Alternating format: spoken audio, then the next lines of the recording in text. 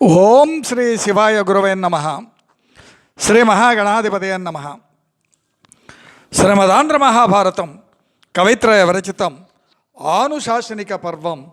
కృతికర్త తిక్కన సోమయాజి. తృతీయాశ్వాసం అమృతవర్షిణి ధారావాహిక 343వ రోజు తత్వదర్శిని కార్యక్రమానికి ఆధ్యాత్మిక ప్రవాచకులు మీ దికుండ చంద్రమౌళి రసజ్ఞులను ఆహ్వానిస్తూ, అయ్యా నేటి వరకు మనం సర్వ వర్ణాల వారికి సామాన్య ధర్మాలు ఏమిటో దాని గురించి ముచ్చరించుకుంటూ ఉన్నాం. పాపం తరగనిదే జ్ఞానం కలగదయ్యా. భుక్తి రక్తి విషయములలో లౌల్యం కూడదు. అలౌల్య సేవ నిరతి జీవన ఉద్ధరణకు ప్రాణం. ఆంజనేయ స్వామి దీనికి ఉదాహరణ. సుందరకాండ. కామాన్ని వీడాలి. గర్వం, రూపాలు ఎన్నో రకాలుగా ఉంటాయి, అభిజాత్యాలు. ఆ గర్వం కూడదయ్యా. సత్యనిష్ట తప్పనిసరి. నీరు ప్రాణాధారం. చెరువులు తవ్వించాలయ్యా, కాపాడాలి. వనరక్షణ ప్రాణి కోటి రక్షణగా ఎరగాలి, ఆచరించాలి. అటవీ భూములను ఆక్రమించడం కాదండి, నాశనం చేయటం కాదు అని చెప్పుకుంటూ ఉన్నాం. జీవుడు తనను తాను ఎలా ఉద్ధరించుకోవాలో ముచ్చరించుకుంటున్నాం కనుక ఆడవాయితీగా నేడు కొన్ని సామాన్య ధర్మాలను మనవజేస్తూ స్వీయ రచన. దొరను దొరనంటారు, దొరలింది చాలదా కుమ్మరి సారెపైన, దారి తప్పిన బ్రతుకు వెతల పాలవ్వదా, కన్ను మిన్నుల నెరగి సాగవలదే, ధర్మజీవన సరళి మురళి నాదములీను, మరు జన్మ తప్పనిది ఏ రీతి ప్రాప్తమో, సత్య జ్ఞాన నిష్టల సాగరయ్యా. ఇందుకు వినాలి భారతం. తప్పకుండా వినండి. బ్లూటిక్లు ఇచ్చి మాయ చేయకండి. అయ్యా, అన్నం, పాలు, పండ్లు, నీరు తర్పణంగా ఇవ్వాలి పితృదేవతలకు.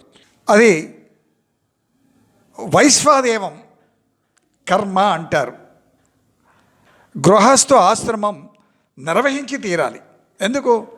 గృహమేధి కల్పవృక్షం. వచ్చేవారికి వెళ్ళేవారికి జీవన విధానమును ఉద్ధరించే నిమిత్తంగా బ్రహ్మ సృష్టి కొనసాగించే నిమిత్తంగా తనకు మారునిగా సంతానం.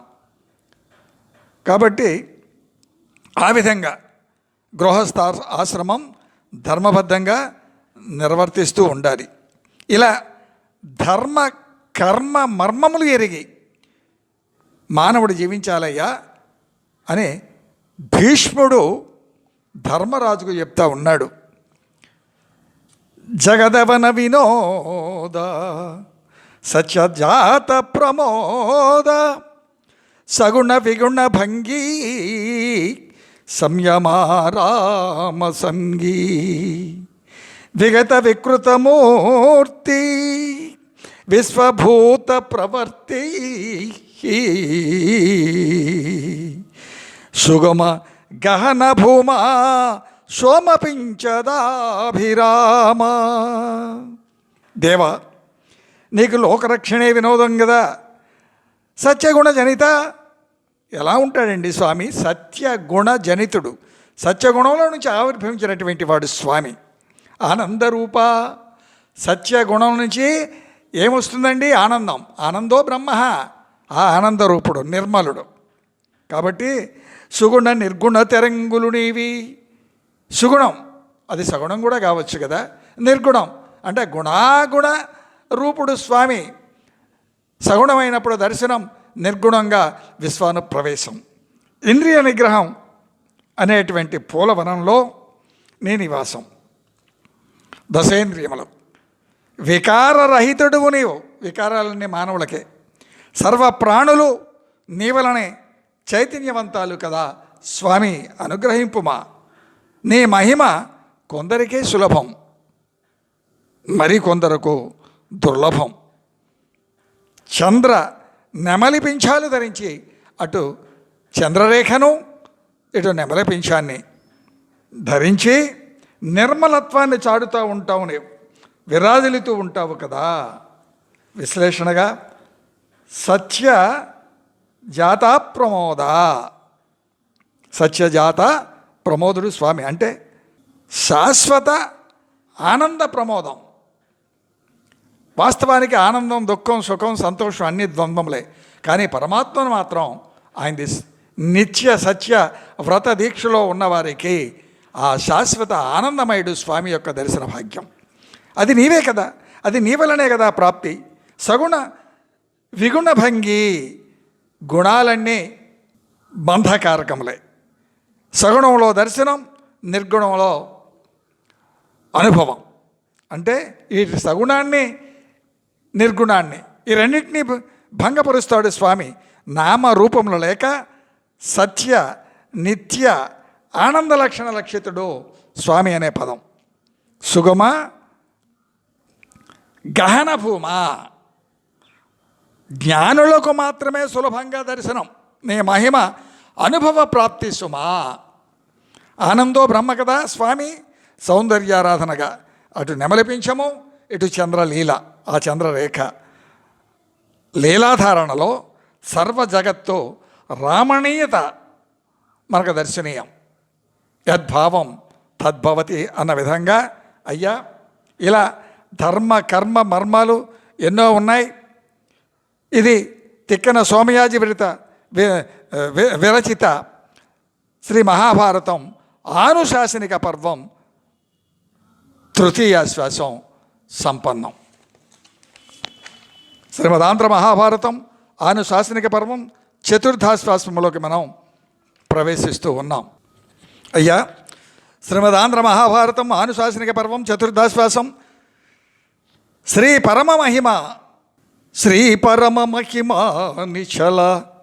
నిశ్చలతాపాదన కేళీకేతు అతిశయ మనోవ్యాపార నిరూఢ స్తుత్యాపాంగ విలాస లలిత హరిహరనాథ.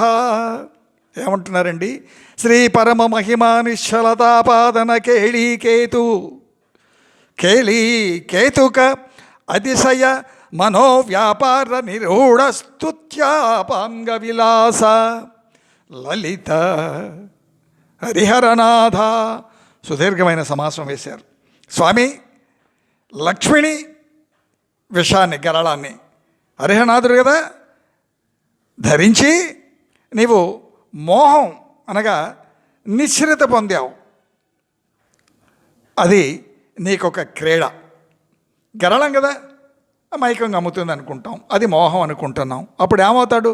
చలనం కోల్పోతాడు. అంటే నిశ్చలత పొందుతాడు. అది మానవులకైతే చలనం కోల్పోవటం, స్వామికి నిత్య చైతన్యం, ఆయన నిశ్చలత్వాన్ని పొందుతాడు. అది ఆయనకు ఒక క్రీడ. దానివలన నీ మనోవ్యాపారం ఏ కొంచెమో చలనం లేనిదయ్యిందయ్యా.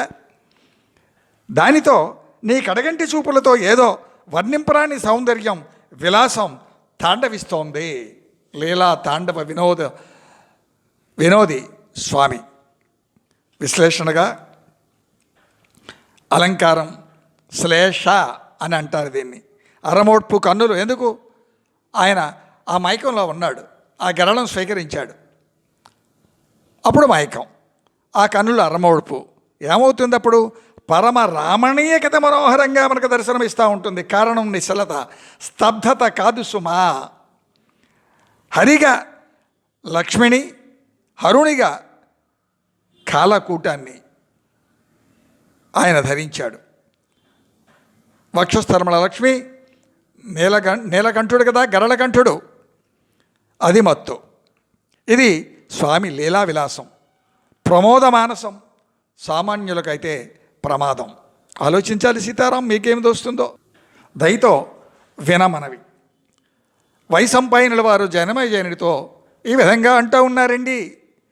పూజా సాధనముల ప్రాముఖ్యతను గూర్చి శుక్రుడు పలికినటువంటి రీతిలో అతడు మనువుకు, ఆ మనువు సుపర్ణుడు అనేటువంటి తాపస్సుకి, ఆ సుపర్ణుడనే తాపస్సి నారద మహర్షికి, ఆ నారద మహర్షి నాకు చెప్పారయ్యా విను అని భీష్ముడు అంటున్నారు. ఎవరితో? ధర్మరాజుతో అని వైశంపాయనుల వారు జనమేజయునులకు చెప్తా ఉన్నారు నైమిషారణ్యంలో. ధర్మజ, ఓషధలు అమృత తుల్యములు. పూల చెట్లు, పూలతో పూజ సుమనస్సునిస్తుంది. సుమనస్సుని ఇస్తుంది పూలతో పూజ. తామరలు, జాజులు, తులసీ దళములు ఇవి శుభకరములు. ఎర్రనివి ముళ్ళ చెట్ల పూలు ఘాటు వాసనలు క్షుద్ర పూజకు వాడతారయ్యా. తెల్లని పువ్వులు శ్రేష్టం.